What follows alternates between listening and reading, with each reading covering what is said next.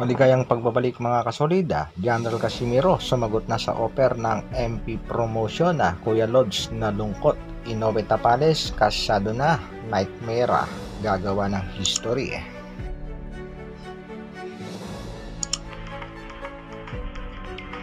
Para sa ating unang balita mga kasolida, Manny Pacquiao excited na nga sa laban ng ating unified champion na si Marlon The Nightmare Tapales kontra nga dito kay Japanese Monster Naoya Inoue para sa isang undisputed fight sa super bantamweight division.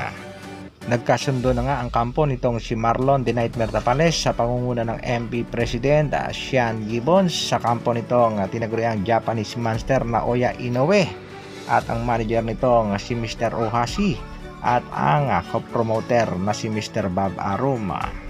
Ayon nga dito kay Bob Arum ay eksaktong date na lang ng laban ang pinaplansya.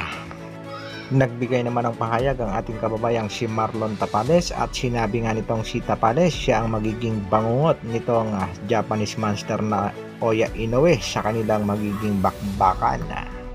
Kung na-upset nga daw niya itong si Akhmadelev, ganon din ang kanyang gagawin dito kay Naoya Inoue. Planchado na nga ang bakbakan kaya hintayin na lang natin mga kasolid ang official announcement ng laban. Ika nga ni Ole, official announcement coming soon.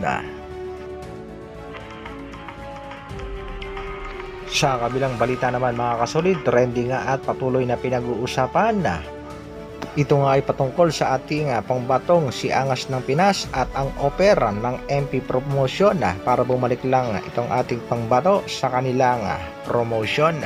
Nagbigay nga ng pahayag itong si Mr. Sean Gibbons na willing siyang tanggapin ulit itong si General Casimiro. In spite sa kanilang mga naging problema, dagdag pa nga nitong si Mr. Sean na bibigyan niya kaagad ng mga world title fight ang ating pangbatong si Casimiro. Cuadro Alas sumagot na rin sa sinasabing opera. Ayon nga dito sa ating pangbatong si General Casimiro, wala daw siyang pakialam sa opera nitong si Sean Gibbons. Samantala, Jason Casimiro Kuya Lods, ang head coach nga ng ating pangbatong si Alas, nalungkot nga yan sa isang balita. Hindi daw niya talaga alam na hindi daw kasama si Stephen Luna sa laban sa bansang Japan at nang sabihin nga daw sa kanya ito ni General Casimiro Cuadro Alas ay hindi niya alam kung paano ito sasabihin niya kay Stephen Lunas. O Stephen daw. So, yun yung ano ko, ang hirap kapag nag-isip ako paano ko sasabihin. Kaya yun, nag-ano na si Kuya, nag-visit. Tanggap naman nitong si Mr. Stephen Lunas ang mga naging desisyon nitong si Cuadro Alas at sa katunayan nga ay sinabi nga nitong si Lunas, I have nothing but the best for Team Casimiro. Nakasuporta pa rin itong si Catman 4HS lalong-lalo na sa parating na laban ng ating pangbatong si General Casimiro.